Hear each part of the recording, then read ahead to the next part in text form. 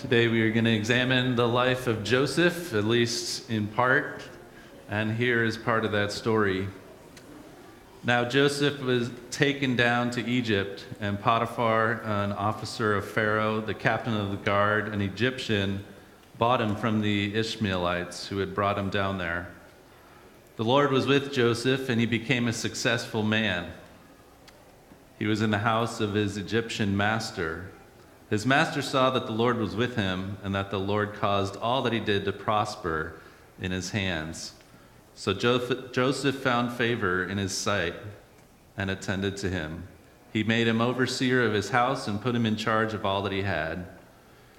From that time on, from the time that he made him overseer in his house and over all that he had, the Lord blessed the Egyptian's house for Joseph's sake. The blessing of the Lord was on all that he had, in house and field. So he left all that he had in Joseph's charge, and with him there he had no concern for anything but the food that he ate.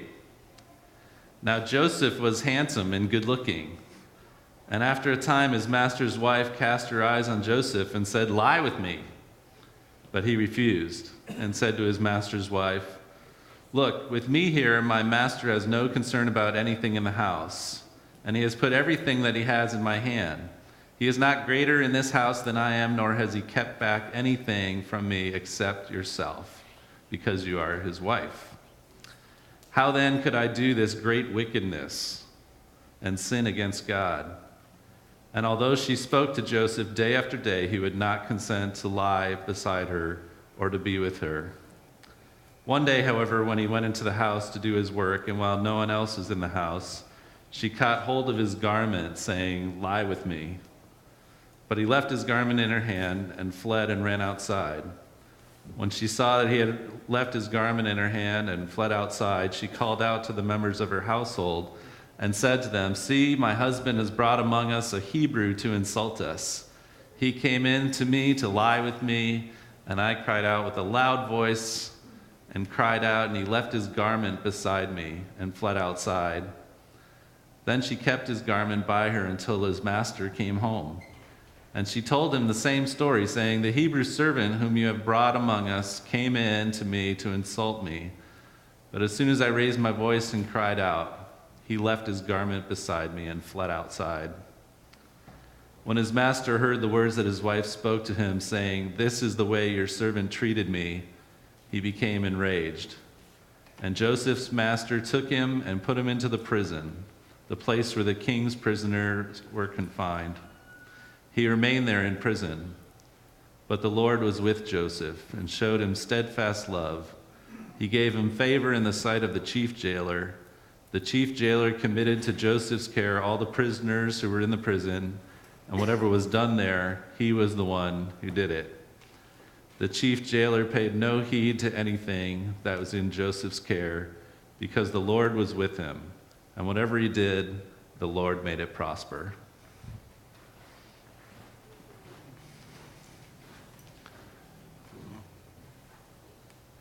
May the words of my mouth and the meditations of our hearts be acceptable in thy sight, O Lord, our strength and our Redeemer.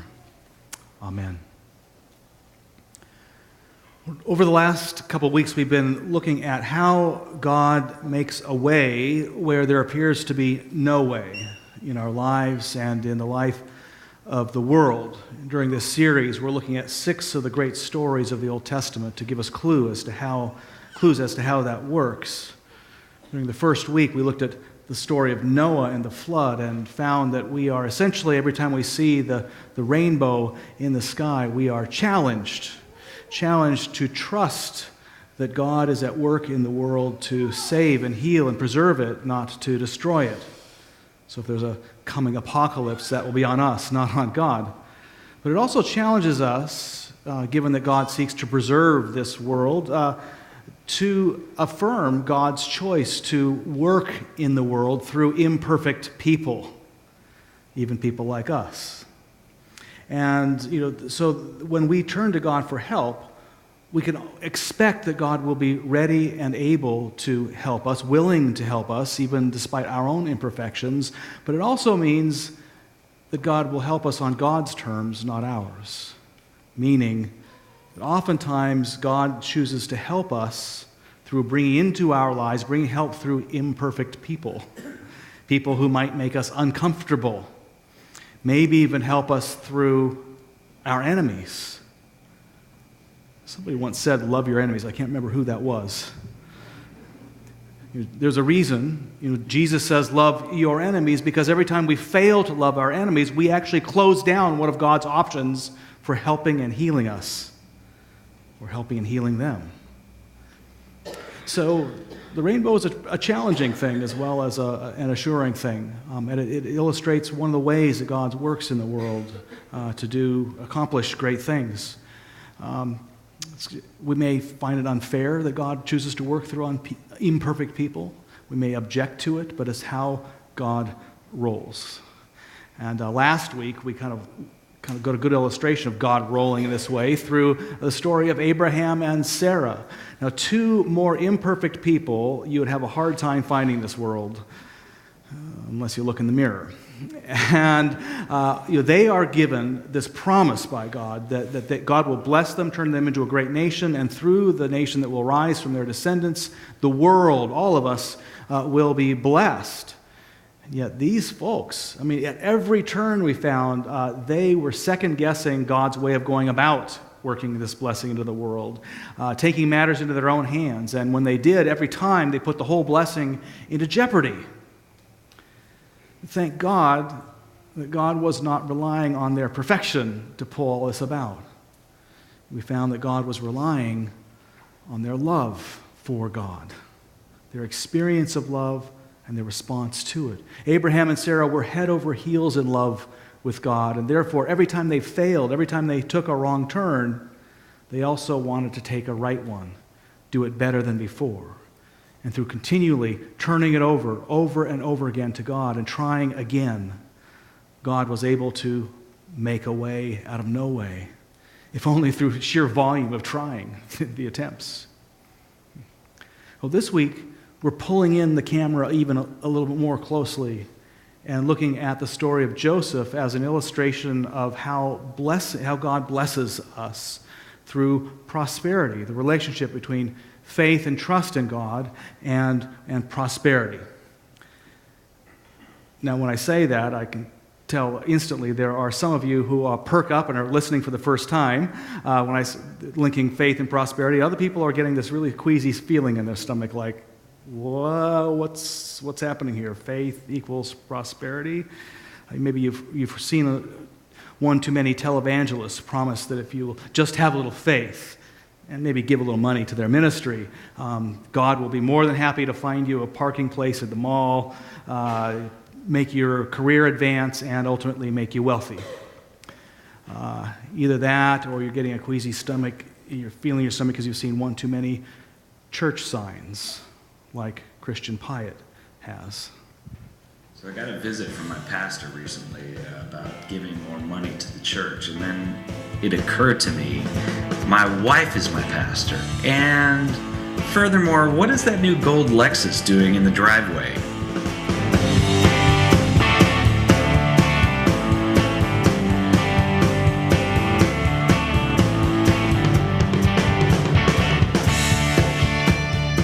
Yes, indeedy, it is Church Sign Epic Fails time once again, and this time it is the Show Me the Money edition, and we all know that church and money go together about as well as picnic and fire ants.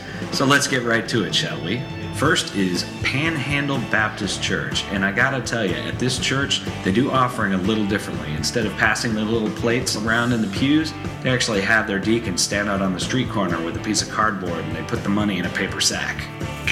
Next, we have North something Presbyterian Church, and their sign is very straight to the point. It says, "Show me the money." I'm not sure if this is like a sermon title for prosperity gospel kind of thing on Sunday, or if this is actually some sort of like fundraising ploy, but I think it's always a great idea for churches to pull phrases from movies about greedy, money-grubbing sports agents. Always a good connection to make. Next, we have St. Mary's Catholic Church, and they are celebrating Stewardship Sunday by reminding us that no one ever became poor by giving.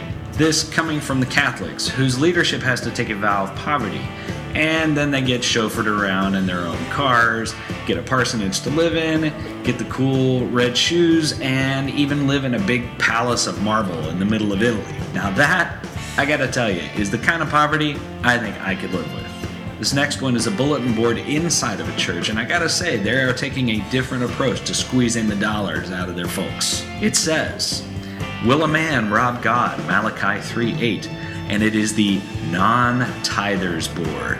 Ah yes, the good old board of shame.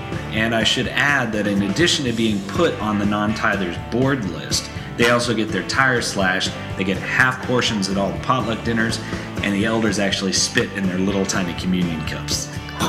The next one seems to be at a campsite, but of course you cannot have a good Christian camp without a tithe barn.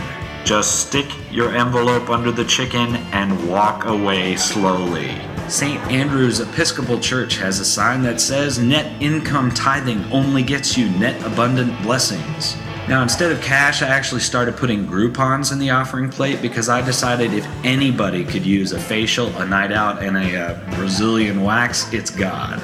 You're welcome, God. And finally, Southern Heights Baptist Church says, tithe if you love Jesus. Anyone can honk.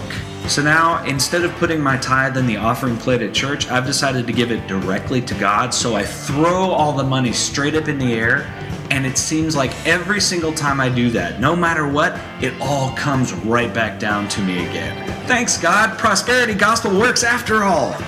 Well, I am spent. Guess that's all we've got this week. Tune in next time for another Church Sign Epic Fails.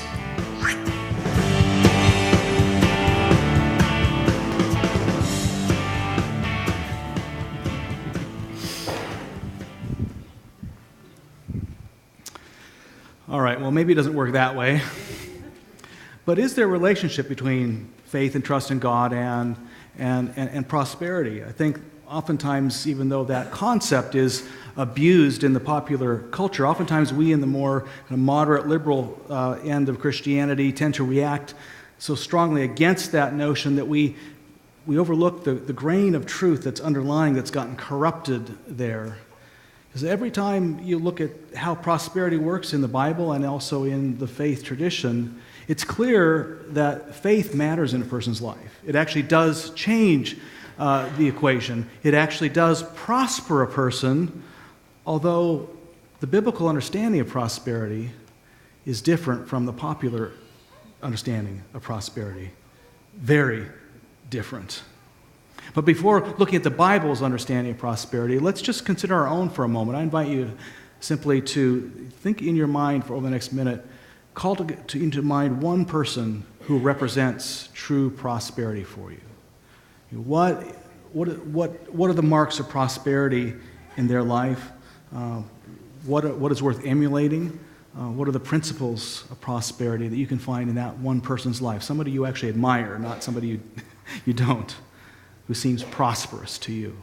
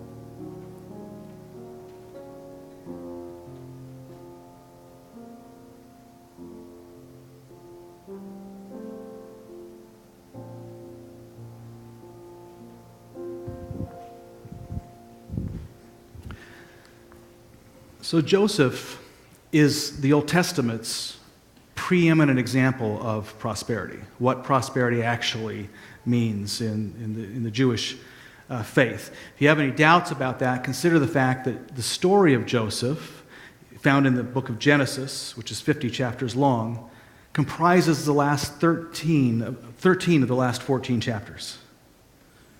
And that's a lot of real estate devoted to one person and his life. And throughout that 13 chapters, there's this constant refrain. You heard it three times in the scripture reading already this morning. And the Lord was with Joseph. And the Lord was with Joseph. And yet, already we find the difference between the Bible's understanding of prosperity and our own in his name itself. In the Old Testament, names oftentimes point to qualities that the writers are trying to point us to.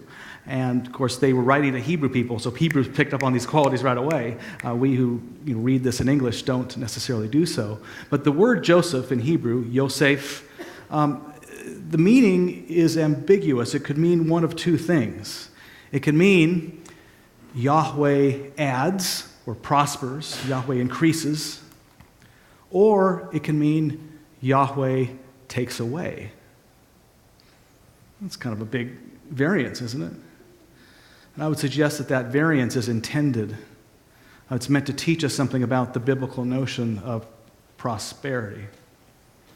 So, Joseph and his story, we find him in chapter 37. We enter his life at age 17. He is the apple of his father Jacob's eye. See, Jacob had ultimately 12 children, but his first 10 were from Leah, and then he had two wives. Rachel was barren through all of those children, and then finally Rachel, his favorite wife, has a child, and that's Joseph. And so Jacob is overwhelmed with joy and consequently dotes on Joseph a bit, especially a bit more than his brothers would like him to. You may remember Joseph as the one who had the coat of many colors that his father gave to him. Now, it may be a coat of many colors, or it may be a coat with long sleeves. Again, the Hebrew is kind of, it's hard to translate there. But in any ways, his brothers didn't have one. They were very angry and jealous. And then Joseph makes matters worse by, once in a while, he'll have a dream. He has this dream that his brothers are all represented by sheaves of wheat, and all these sheaves of wheat bow down to him in his dream. I think his brothers thought much of that dream. And he has another dream, the stars. There are 11 stars, and they're all his brothers. And there's a sun and a moon, which represent his mother and father, and they all bow down to Joseph. At this point, even Jacob is like, would you shut the heck up? I mean, really, what are you thinking here? His brothers, their hearts are set against him at this point, and they determine actually to kill him. Joseph is out tending sheep, and they trap him. They tear off his garment, and they throw him in a pit, and they're going to let him die. Now, if he does die, what his brothers don't know is that they will die too eventually. Because at one point, Joseph will save his brothers' lives. So if he dies now, their lives are ended, and with it, also the whole promise that their great-grandparents had been working at work out on the world, this promise to Abraham and Sarah that there would be this great nation through which all the world would be blessed, all that would come to an end, because these 12 brothers would become the 12 tribes of Israel. So they can't know this. Well, happily, one of the brothers gets kind of cold feet about this, Reuben, and suggests, well, why don't we just kind of leave him in the pit here? And they all kind of agree, and Reuben's kind of hatching this plan inside his head. He's going to come back and he's going to save Joseph, and Joseph will simply have learned a good lesson. But Reuben goes away to do other business, and his brothers say, well, no, maybe we won't kill him, but there's this caravan passing by. Let's sell him as a slave. And so that's what they do. They sell Joseph as a slave, and Joseph is resold in Egypt. They take his garment, they tear it up, they dip some goat's blood in it, they tell his father that he's been killed by wild animals. So it's just a complete disaster.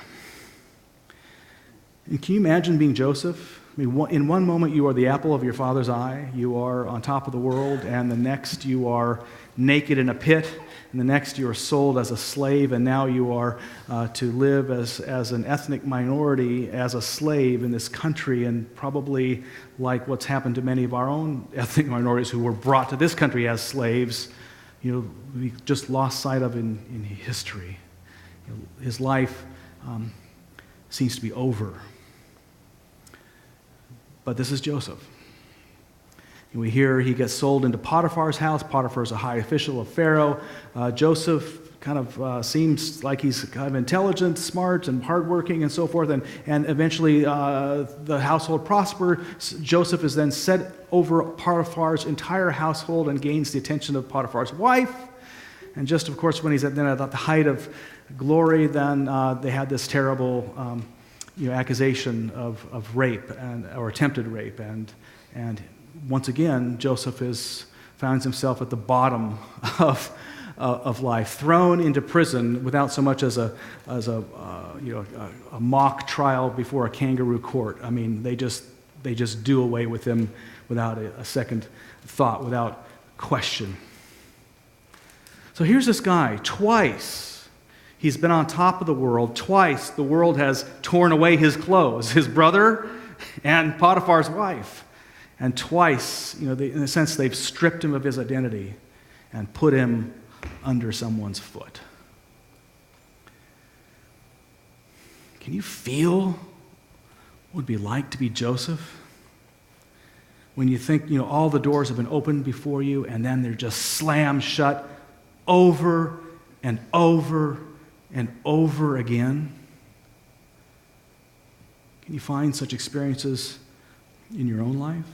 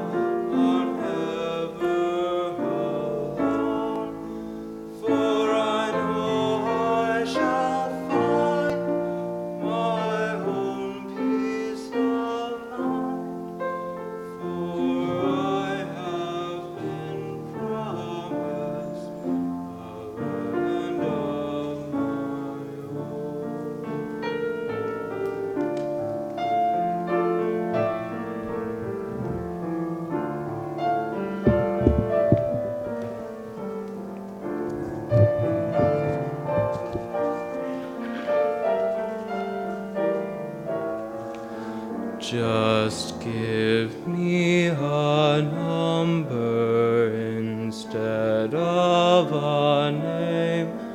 Forget all about me and let me I do not matter. I'm only one person. Destroy me completely and throw me away. If my life were important, I would ask, will I live or die? But I know the answers lie far from this world. Close every door to me, hide those I love from me.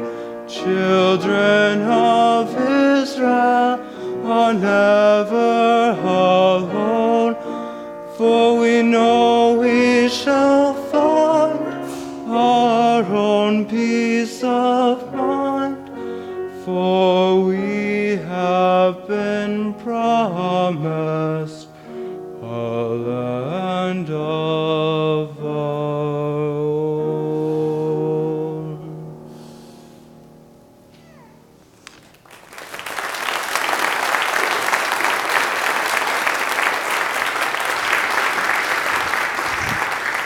Thanks. So every door is shut to Joseph. He feels down and out, and then a glimmer of hope comes.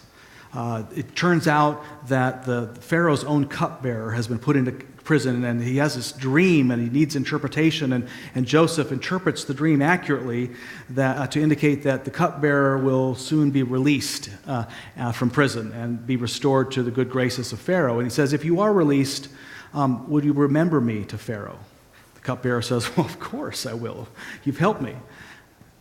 He's released, and he completely forgets.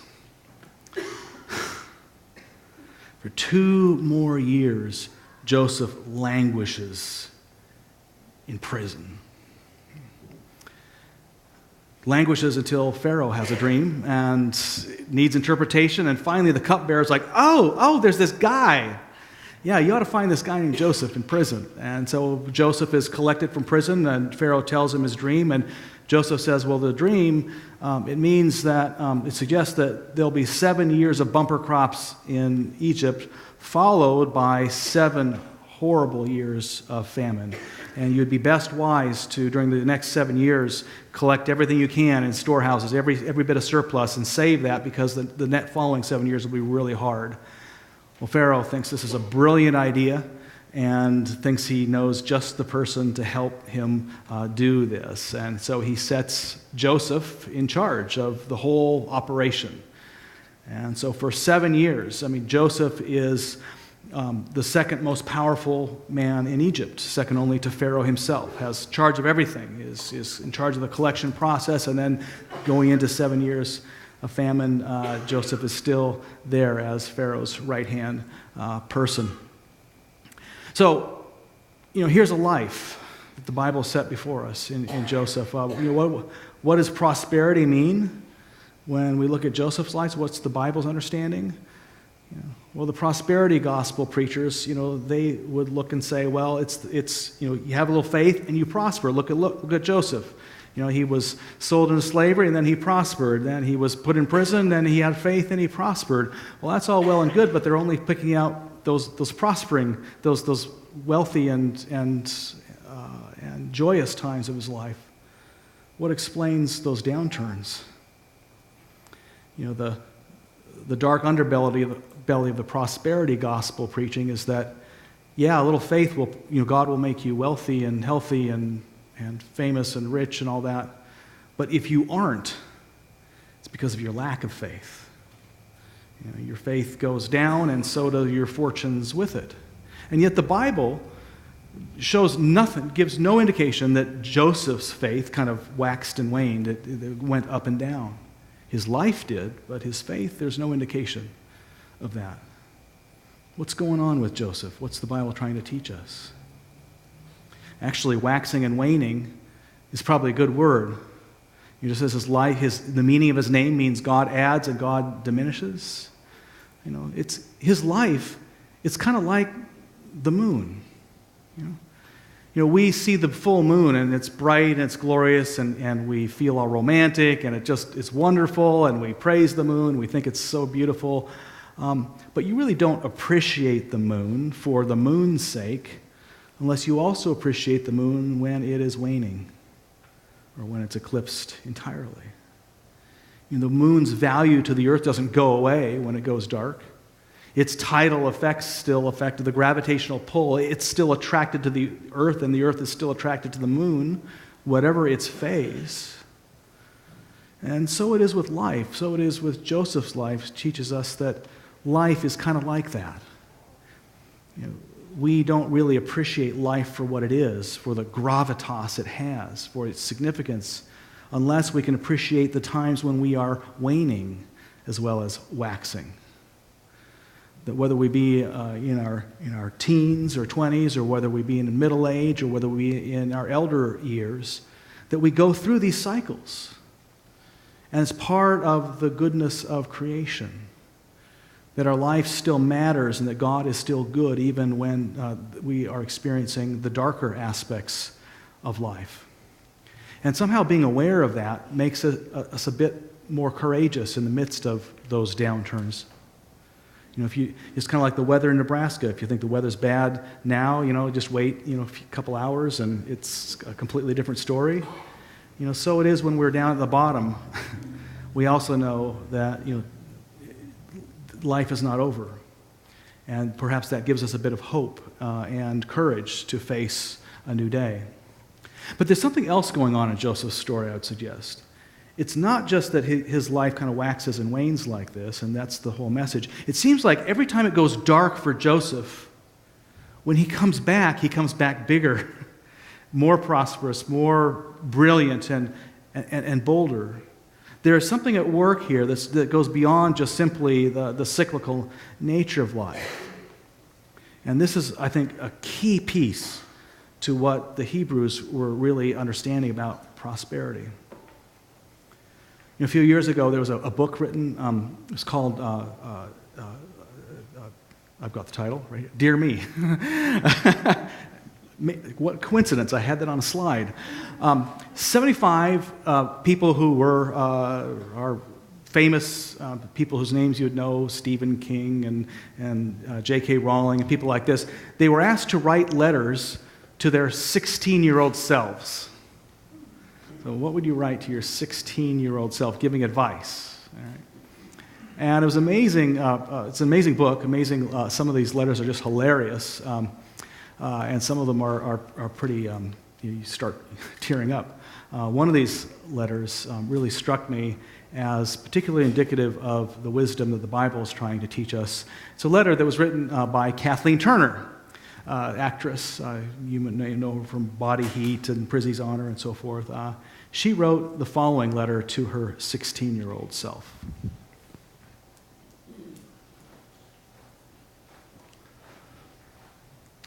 Dear 16-year-old me, I'm writing to you from 40 years past.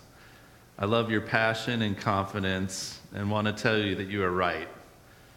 You're about to have your whole world destroyed. The safety and security you now feel taken away. Know that you have been taught well, both in character and tools for learning. The lessons you have been given about love, loyalty, fairness, and determination will pay off. A few cautions. Do not let your sense of humor of the absurd slip. Try to remember that what is happening at the moment is that. It's only a moment. Try the count to 5 rule before reacting, before exploding. Count to 5.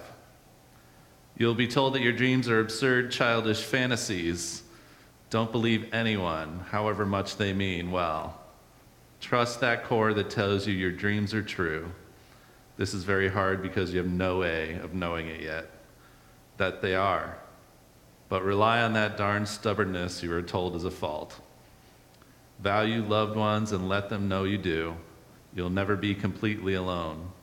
Give freely without considering the cost. It will never be too much. Finally, love yourself. No one will be a harsher critic. So give yourself a break. Okay?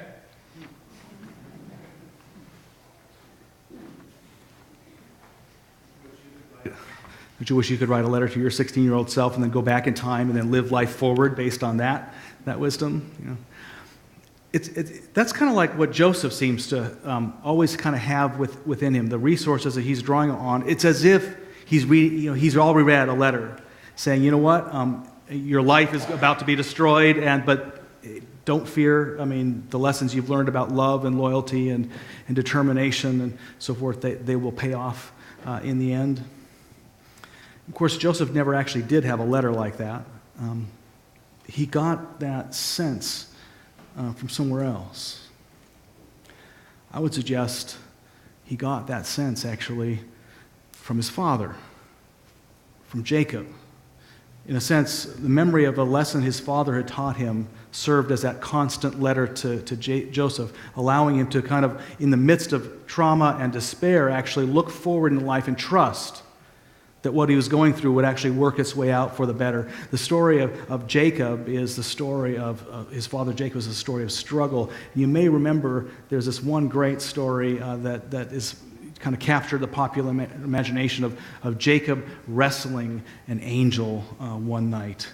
This great mythological tale of Joseph being met by this divine being, and the divine being wrestles with him, and all night long they wrestle, and finally in the morning Jacob actually gets the better hand and manages to pin this angel down, and the angel says, "Let me go." And Jacob says, "No, not until you bless me." The angel says, "Okay, let's go." The angel touches his thigh, and it sets his leg out of joint, actually, so he walks now with a limp, Jacob, but he walks with a limp right into the greatest blessing of his life. You know? I think that story was meant not simply to teach us something about some incident that happened in Jacob's life at one point thousands of years ago. I think that story was meant to talk about a quality about Jacob that he passed on to his generations, and also a quality about the spiritual life that could be passed on to us. And that is that when you are down, when you are struggling, demand to be blessed through your struggles. And do not let struggle escape you until you've made that demand. That is something you can expect and something you can trust if you allow it. That life isn't about trying to find this magical place where you finally arrived and the world will no longer hurt you. It's about actually struggle, finding heaven in the heart of your struggles, not merely in their absence. Demanding blessing, that blessing come from it. It's about the sure sign of the spiritual path that shows its way over and over again in the Bible and shows its way over and over again in people's lives is not that you have an absence of struggle. It's that you can finally come to a place, hopefully several places in the course of your life, and you can look back like Joseph could and say, you know what? I would never in a million years wish this, or this happened to me. I mean, can you imagine Joseph saying, I wish my brothers, I love the fact my brothers threw me in a pit and told my father I was dead. He would never have said that. You and I can look back and say, this was just downright horrible in my life. You don't have to call it good. However, in order to be in the place I find myself now, I would willingly go back and live my life all over again, the exact same route.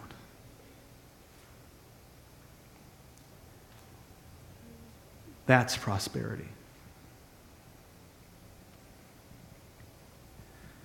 That notion, that confidence, that fierce grace that Joseph understood, it brought him places. It made him bolder, more confident, more flexible, more able to actually let go of people and these imperfect people and grant grace in order to do a new thing.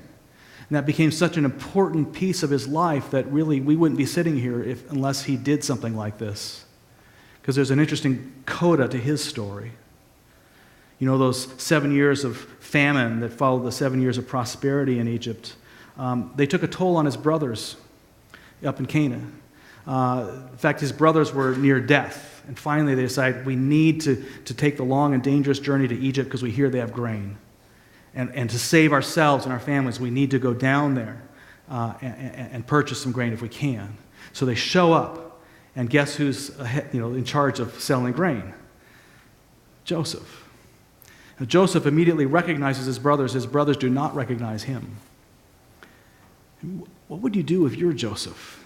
If you weren't really spiritually in touch with how even your worst struggles brought about through the world's most imperfect people could actually work blessing in your life?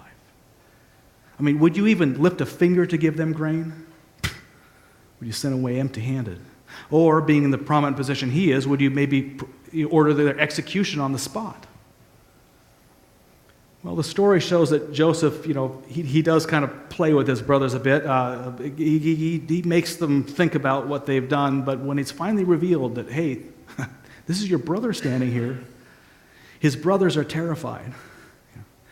And they get down on their knees and they beg for forgiveness. And Joseph's response? Do not be afraid. Am I in the place of God? Even though you intended to do harm to me, God intended it for good. God made a way where there was no way, over and over again in Joseph's life.